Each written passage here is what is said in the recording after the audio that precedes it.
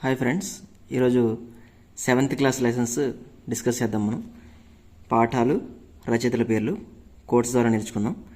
First వచ్చేసి అక్షరం. రావినూతల ప్రేమకిషోర్.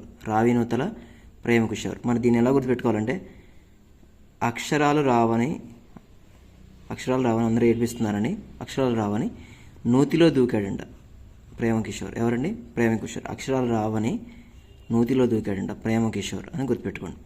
లేదంటే సింపుల్గా అక్షరం వెళ్ళి నూతిలో దూకిందని గుర్తుపెట్టుకోండి. ఓకేనా? అక్షరం వెళ్ళి నూతిలో దూకిందని గుర్తుపెట్టుకోండి. రావినూతల ప్రేమకిషోర్. అక్షరం రావినూతల ప్రేమకిషోర్. ఓకేనా? నెక్స్ట్ వచ్చేసి మాయా కంబలి. కలువ కొలను సదానంద. ఓకే, దీని ఎలా గుర్తుపెట్టుకోవాలంటే కంబలి వెళ్ళి కొలంలో పడింది. అన్నమాట. కంబలి ఎగిరి వెళ్ళి కొలంలో పడింది అని గుర్తుపెట్టుకోండి. కలువ కొలను సదానంద. నెక్స్ట్ వచ్చేసి చిన్ని శిశువు. తాళ్ళపాక అన్నమయ్య. దీన్ని ఎలా గుర్తుపెట్టుకోవాలంటే చిన్ని శిశువుకి మనం ఏం పెట్టాలంటే అన్నం పెట్టాలని గుర్తుపెట్టుకోండి. చిన్న శిశువుకి మనం ఏం పెట్టాలి? చిన్న శిశువు అయినా సరే మనం ఏం పెట్టాలి? అన్నం పెట్టాలని గుర్తుపెట్టుకున్నాం. అన్నమయ్య. చిన్న శిశువు, తాళ్ళపాక, అన్నమయ్య. నెక్స్ట్ మర్రి చెట్టు. త్రిపురనేని గోపీచంద్. మరి దీన్ని ఎలా గుర్తుపెట్టుకోవాలంటే గోపికి చెట్లు ఎక్కడం అంటే ఇష్టం. చెట్టు ఎక్కి కాలు విరగొట్టుకున్నాడు అనమాట. గోపికి చెట్లు ఎక్కడంటే ఇష్టం, వద్దన ఎక్కి కాలు ఎరగొట్టుకున్నాను గుర్తుపెట్టుకోండి. ఓకే, మర్రి చెట్టు గోపి. ఓకేనా? త్రిపురనేని గోపీచంద్. నెక్స్ట్ పద్య పరిమళం. శతక కవులు. ఓకే, ఏ లెసన్లో అయినా సరే పద్యం అనగానే మనం శతక కవులని గుర్తుకు తెచ్చుకోవాలి. ఓకేనా? నెక్స్ట్ మన విశిష్ట ఉత్సవాలు. రచయితల బృందం. ఓకేనా? రచయితల బృందం. సో దీన్ని ఎలా గుర్తుపెట్టుకోవాలంటే రచయితలు ఏం చేస్తారండి? రచయితలు సమాజంలో ఏది దొరికినా సరే దాన్ని రచనగా మార్చుకునే క్రియేటివిటీ వాళ్ళ దగ్గర ఉంటుందన్నమాట. ఓకే, సో రచయితలు విశిష్టమైన ఉత్సవాల గురించి రచనలు చేశారని గుర్తుపెట్టుకోండి. ఓకేనా? రచనలు చేస్తుంటారు కదా వాళ్ళు. ఓకే, నెక్స్ట్ ఇది జనరల్గా చెప్పాను. ఇది యాక్చువల్గా ఇలాంటి అడగడు, కానీ జనరల్గా చెప్పాను. ఓకేనా? నెక్స్ట్ కప్పతల్లి పెళ్ళి. చావలి బంగారమ్మ. దీన్ని ఎలా గుర్తుపెట్టుకోవచ్చు అంటే ఎంకి పెళ్ళి సుబ్బి చావుకు వచ్చిందని చెప్తారు కదా. ఇక్కడ కప్పతల్లి పెళ్ళి బంగారమ్మ చావుకు వచ్చిందని గుర్తుపెట్టుకోండి. కప్పతల్లి పెళ్ళి బంగారమ్మ చావుకు వచ్చిందని గుర్తుపెట్టుకోండి. చావలి బంగారమ్మ. నెక్స్ట్ యద. ఈ రచయిత ఎవరు? ఈ పాఠం బోనం నాగభూషణం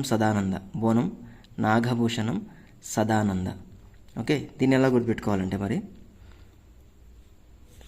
యద సదా. ఓకే, బోనం నాగభూషణం సదానంద. సదా యదిచ్చిందంట, అంటే మనసు ఇచ్చిందంట. ఎవరికి? నాగభూషణానికి. ఓకేనా? ఇలా గుర్తుపెట్టుకోవచ్చు.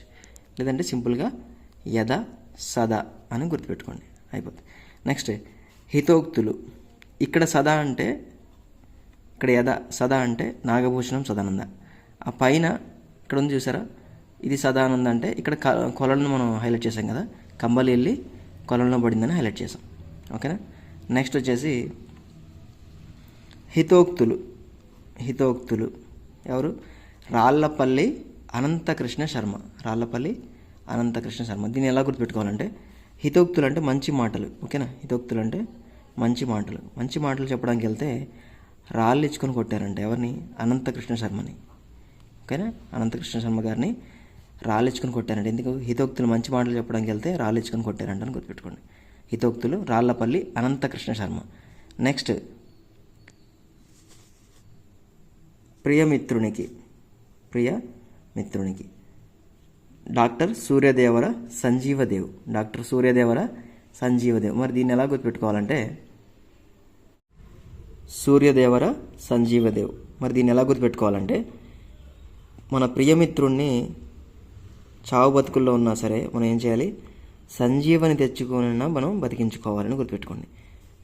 ప్రియమిత్రుని ఎన్ని కష్టాలు పడైనా సరే సంజీవని తెచ్చైనా సరే మనం బతికించుకోవాలని గుర్తుపెట్టుకోండి. ఓకేనా. సంజీవ, సూర్యదేవర సంజీవదేవ్. ప్రియమిత్రునికి సూర్యదేవర సంజీవదేవ్. నెక్స్ట్ బాలచంద్రుని ప్రతిజ్ఞ, శ్రీనాథుడు. బాలచంద్రుని ప్రతిజ్ఞ ఎవరు? శ్రీనాథుడు. మరి దీన్ని ఎలా గుర్తుపెట్టుకోవాలంటే ఈ బాలచంద్రుని ప్రతిజ్ఞ ముందు శ్రీ అని పెట్టుకోండి. శ్రీ బాలచంద్రుని ప్రతిజ్ఞ అని గుర్తుపెట్టుకోండి. శ్రీ బాలచంద్రుని ప్రతిజ్ఞ అంటే శ్రీ, శ్రీ అంటే శ్రీనాథుడు, శ్రీ అంటే శ్రీనాథుడిని గుర్తుపెట్టుకోండి. నెక్స్ట్ స్ఫూర్తి ప్రదాతలు. దీన్ని ఎవరు రచించారంటే రచయితల బృందం అనమాట. ఇది ఉపవాసంకి సంబంధించింది, రచయితల బృందం. ఓకే. మరి దీన్ని ఎలా గుర్తుపెట్టుకోవచ్చు అంటే రచయితలందరూ మనకి స్ఫూర్తి ప్రదాతలను గుర్తుపెట్టుకోండి. ఓకేనా. ఎందుకంటే మంచి మంచి రచనల ద్వారా మనలో స్ఫూర్తిని కలిగిస్తారు కదా. ఓకేనా. సో ఈ విధంగా గుర్తుపెట్టుకోండి. ఇలాంటి మోస్ట్లీ అడగకపోవచ్చు, బట్ జస్ట్ ఒక జనరల్ ఐడియా కోసం చెప్పాను. ఓకేనా. దీంతో మనకి 7th క్లాస్ కూడా కంప్లీట్ అయిపోయింది. Thank you friends.